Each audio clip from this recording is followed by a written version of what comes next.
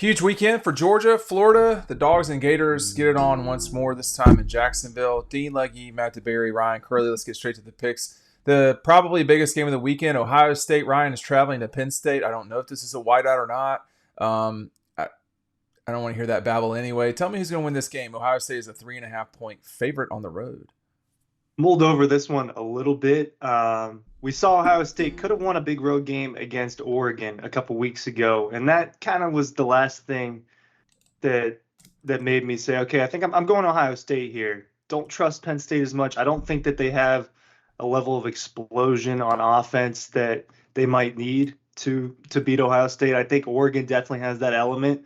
A lot of this just has to do with me waiting for Penn State to stumble a little bit, which feels like that's on its way, and I don't see a better game to pick that for than this one. Yeah, I agree. I don't know if Penn State has enough firepower to match with Ohio State. Ohio State has a loss, so their backs are against the wall. I think they have more pressure to win this game. I think they're more battle-tested. I think they kind of maybe overlooked Nebraska a little bit to get ready for this game. I think they're going to be ready to play. I think they'll win the game. I think it's going to be really close because I do like this Penn State team. I think that they're a team that used to be like fake gritty, fake tough.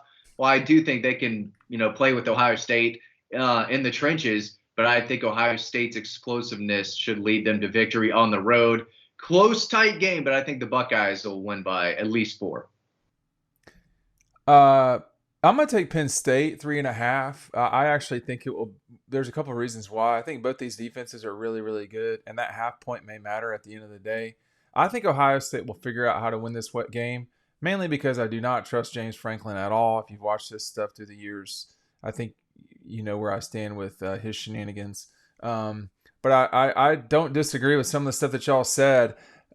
I think Ohio State's they got better players, but man, we don't always see it, which is why I'll take the Nittany Lions. Texas A&M, we're going to get this game at 3.5, Matt, but Texas A&M is a 3.5-point favorite at South Carolina after a pretty substantial win over LSU on Saturday night that has everybody wondering about the future of the Aggies and perhaps the future of LSU. They traveled to Carolina for a night game in the cockpit. The towels will be waving. Will they be waving at the end? I think they will. I'm not saying they're going to win the game, but I'm going to take Carolina to cover, possibly win the game. I love the defensive line, that front seven they have. I think the quarterback, question is up in the air for A&M. Do they stick with Marcel Reed, who has some film now? I mean, you can game plan for that kid if you're South Carolina, even with that limited film. But I don't think they're going to have much going through the air if they can't run the ball effectively. I think South Carolina can be good enough offensively to put some points on the board. Wouldn't surprise me at all if they came out at night on the road. I think this could be a really tough game for A&M. They're probably the better team, Ryan, but I'm going to take a shot here and say Carolina is going to cover and possibly win the game at home. I'm with you. I'm with you on this one, actually. I wasn't sure if either of you were going to do it too, but I like South Carolina here upset. They almost did it twice this year against Bama, and you could argue that they should have won both of those games against LSU and Alabama. There's 4 games of tape on Marcel Reed, right? He started 3 of them while Wigman was hurt. Then you get that. I was talking to a buddy this morning that's friends with people on the LSU defense. They weren't prepared for that quarterback switch at all, and it was obvious. South Carolina will be a little bit more prepared for both of those quarterbacks at night. We know that's a tough place to play. I think I like them to win, but I'm definitely taking South Carolina to cover. Yeah, it's a tough place to play for sure. I think playing on the road in the league, as Georgia knows for sure with only one road game left, they can confirm how difficult it is to play on the road. I've got Carolina with that half-point hook. I'm not sure. I think in the SEC this year, the margin of error is extremely thin and small. It's not what it used to be, and I think that it's problematic for playing on the road. Texas A&M has been okay. They have not been great on the road necessarily, and let me recap what I'm talking about here. Maybe I'll eat my own words. Their game against Florida, they played pretty well against against Mississippi State. Not so much. I mean, they didn't play well. The Florida game actually was a little bit tighter of a slog than 13 points, but A&M is going to have to go now to Carolina and Auburn to finish this thing out. I would prefer this game at home, but at home they played some turd fest too. 6-point win over Bowling Green. I don't know. So it's great. That was a great win over LSU. 15-point win. LSU was the better team and lost, which is becoming a pattern. I've got Carolina 3.5. I don't know if they win. I'm kind of with y'all. I don't know if they win that game, but I don't like playing on the road. Kentucky goes to Neyland Stadium. Speaking of which, playing on the road, the Kitty Cats look like they've given up on the season to me. I mean, you've beaten Ole Miss. You gave Georgia fits and had them in a 1-point contest. Go up to Neyland Stadium. You're getting 15.5 points. Tennessee, I think, probably wins this game by more than 15. I'm not saying they blow Kentucky out, Ryan, but I will take the Vols here.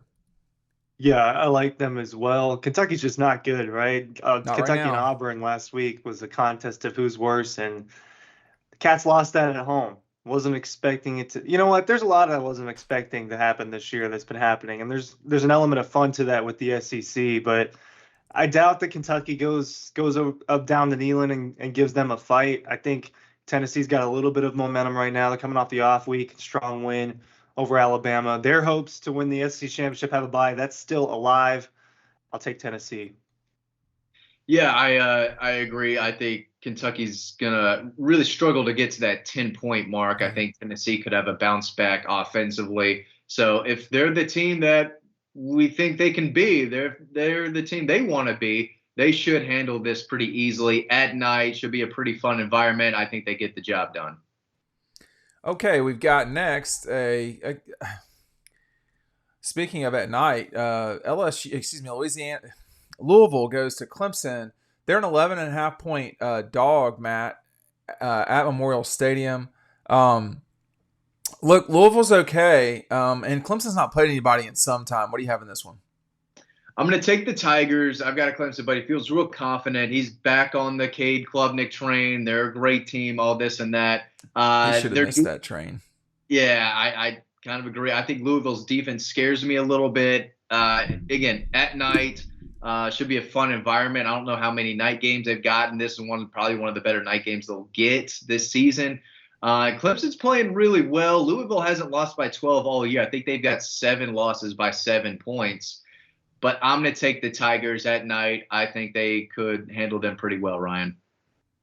Yeah, I don't love it, but I'm also going Clemson. I just think it's the best defense that Louisville is going to have to face this year. They've been a little bit all over the place, found themselves obviously in those close games and a lot of battles.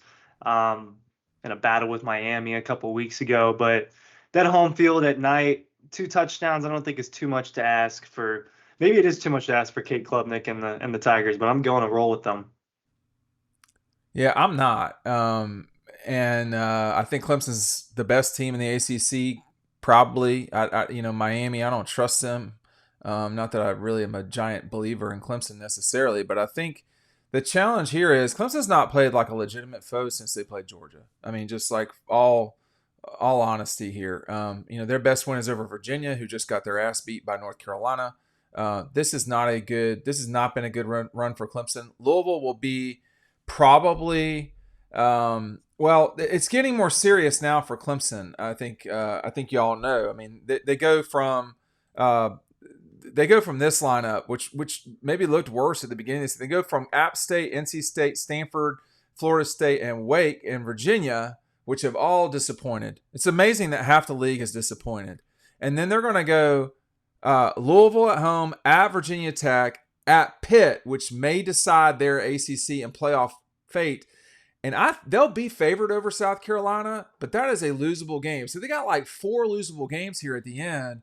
I think they win this game. I think they beat Virginia Tech. I think they beat South Carolina. Starting to get skeptical about the Pittsburgh game, and we'll just see. Let's see how that game rolls along as time progresses. Speaking of the Pittsburgh Panthers, they are a 7.5 point dog in Dallas. I've had enough of Dallas, Ryan. I don't know if you have or not. So Pitt's going to be a 7.5 point favorite against the Ponies at SMU, and that's an 8:00 game on the ACC network. SMU's favored, right? SMU is favored. I had it incorrectly in our picks. Okay. Yeah, this one's tough, right? Undefeated Pitt, and I looked at that earlier, and I was like, really? But I'll take SMU at home. I don't. I'm not super confident about it. I think that this definitely could be a close game. I do think SMU is a little better and a little bit more battle tested. They played in a couple tougher games, so I'm going with the Mustangs. Yeah, I think this is the week where Pittsburgh trips up. 7.5 though. I think they can Yeah. keep it close. That's my issue. I've been going back and forth. I'm going to take SMU though to cover the 7.5 at home. I think they could win by. Yeah, I think they could win by 8. Like Ryan, I'm not so sure about it, but I'm going to take SMU at home. I think Pittsburgh trips up this week. Yeah, I would almost say this is my lock, which is Pitt getting points. I know it's on the road, but SMU has dealt with more this season. I guess you could call it that. I mean, Nevada's not. They lost to BYU, but they played BYU pretty tight. BYU's a good team, okay, and they've pretty well beaten everybody else. But then I just cannot get that Duke game necessarily out of my mind. I know one week has nothing to do with the next, but I didn't love that. I mean, they could have lost that game. So it's a little bit like Ohio State playing Nebraska. So this season, y'all, it's really just about surviving. I'll take Pitt and the points. So speaking of who's lately not surviving at all are the Oregon Ducks, who roll into the Big House as 14.5-point favorites over the Michigan Wolverines. I do not think Michigan is good. So here's what I'm going to do. I know it's on the road. Give me the Ducks, 14.5. I'm not scared at all, Matt. Yeah, I'm not going to overthink this. I think they're a really good team. When they get it going, it's clicking. They can score a lot of points in a hurry. Kind of put their foot off the gas last week. Could have scored by a lot more, I thought. But, yeah, I don't think they're going to have a lot of trouble, against the Wolverines, Ryan. So give me the Ducks as well. Yeah, I think the one next to Oregon's name right now is justified. I think that they're the hottest team in the country right now, and I think they're going to keep it rolling against Michigan. I mean, we knew that Michigan was not going to be as good this season, and I don't think that was a secret. I didn't understand the top 10 ranking heading into the season by any means. They're just not the same team at all. 14. I mean, I don't love the line because the road games can get kind of iffy, but I like the Ducks here. I don't know if they blow them out, but they're gonna cover that line. All right, so we've got two more here, both Florida teams involved. Duke's going to go to Miami at 12 noon, which is a curious time for them. It's an ABC game, which will roll into Georgia, Florida. Duke is a 20.5-point favorite, Ryan, over the Canes. Dawg? Duke is a 20.5-point favorite over Miami. Can you hear me? I said favorite, excuse me. I don't think you're saying that right. Not in basketball. Duke is a 20.5-point underdog against Miami. I'm sorry about that. Yeah. I don't know what sport we're playing. Yeah, I don't love this one because I just really don't trust Miami, and they find themselves in these battles each week against teams that I think that they're better than. At least we think so, right? They're winning these games. I'm going to take them because it's at home. Duke is not very good. I know that they've played some teams tight this year, but I'm not on the Cam Ward train. I've thought about buying a ticket, but I'm not getting on the train yet. But I'm looking at tickets, so I'll take Miami. I think Duke's defense is good enough to keep them in this one a little bit. It's 20.5 or 21? It's 20.5. 20.5. I'd like the 21.5 more. But I'm going to take Duke I don't think that environment's going to be much down there. I'm not taking that into consideration. Give me the 6-2 Devils to keep this one halfway close. I'm going to take them with the points, Dean. Exactly what Matt said. I don't like this game being at noon. I don't like this being a nondescript game for the Canes. I don't like it coming the week after a rivalry game. I don't like any of it. I'll take Duke. I'll take the points. A lot of points. And then that's what rolls right into Georgia, Florida here. The Dogs are a 16.5-point favorite, Matt. That's a lot of points for a rivalry game. It's one of the highest lines ever in this rivalry. It's a little bit more than last year, if my math is right. So who do you have? Georgia, Florida, 16.5 points. take Georgia there. I would have probably Mm. taken them at 17.5, maybe 18. I You would do not think have? I would have. I would have. Really? Yeah, so 16 and a Expand, half. I please. feel a Go little. proceed. Have felt better and better about Georgia's chances to cover this game as the week goes along. I think they're going to win the game. I think Florida can pull off an explosive play or two, but I think they're going to give that freshman quarterback, who's very talented, very gifted, a lot of trouble. And I think if Georgia brings it, Ryan, which they should, I think they cover. I think it could be a bounce back week for Carson Beck. He's kind of been up and down. I think he might be due for a game where we all say, okay, that's the Carson Beck that we've seen against the Gators. I think with 2 weeks to prepare, I think they come out fighting, and I think they come out in attack mode. They're the better team, and I think again, if they bring it and show that they're the number 2 team in the country, they'll get off to a fast start, and I think they'll put them away. Give me the Dogs to cover. Yeah, I like Georgia to cover as well. I think they've been dominating this game the last few years. They've been covering in this game the last few years too. Can't think about that too much, but freshman quarterback over there, he's very talented. I think, like Matt said, they can make a few plays, make it interesting in some moments. But if you're Georgia, they get up for this game and they really care about this game, obviously. And I think that they're gonna bring it down there, and they need the momentum too. Right? This next stretch is not easy. Going to Oxford, playing Tennessee at home. I think putting together a good game is important for the mental aspect as well. Carson Beck tore up Florida last year, so you think that he could do that again. Like Matt said, he hasn't been playing well in big games. He needs to play well in these not as big games for them to get back on track. I've got Georgia. I've got the Dogs too. I think this is the time you could see the run game come back. Here's what I mean by that. When you take a look at the Dogs, Ratledge has been out. ETN misses the first game. You have not had either of the Robinsons for coming on half the season now. You've had a lot of movement. You missed out Jared Wilson at a time. I wonder what it's like, y'all, when Georgia has everyone in place that they'd like to have in place. They've not had the ability to do that this season yet in the run game. I think Carson has been asked to do a lot, and maybe they should scale that back slightly. The number one way to do that is by turning around and giving it to a really good running back. Georgia's got 2 of them. ETN's the better one. I thought for a minute there. I think Frazier is an electric runner, but it's clear that he's still a freshman. You can see that.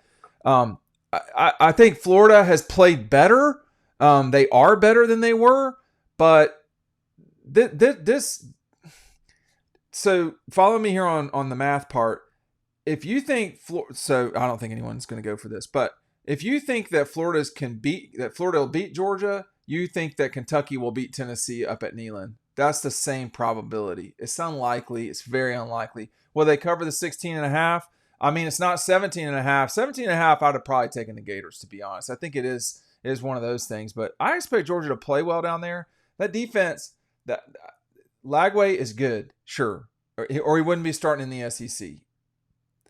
But this Georgia defense, the way it's played lately, particularly against Texas, it feels like they've got something to prove. They came out pissed off, and I think I suspect that Kirby Smart knows how to get these guys ready to roll. Let me add this. I'll get a quick comment from both of y'all. Georgia is a 10.5 point favorite over Tennessee. You can bet that right now. Georgia is a 5.5 point favorite over Ole Miss. Those games both shifted by a point this last week, Matt.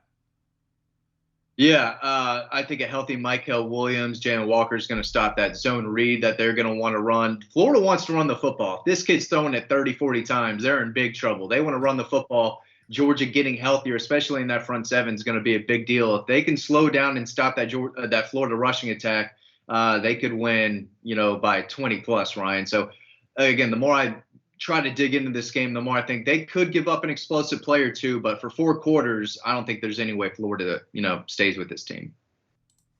The defense really only dropped the ball in 1 game, and that was against Alabama. Right. Outside of that, the performances have largely been really good. Mississippi State's a little shaky because they let their foot off the gas on the defensive side of the ball, but every other contest, we've seen them shut down at least one phase of the game, if not both, for the other team. And against a freshman quarterback, against a program that they're just bullying right now. I think that same thing's going to happen. All right, stick with us. We'll be on riding home after the game. Thanks for watching, and we'll see you in the car.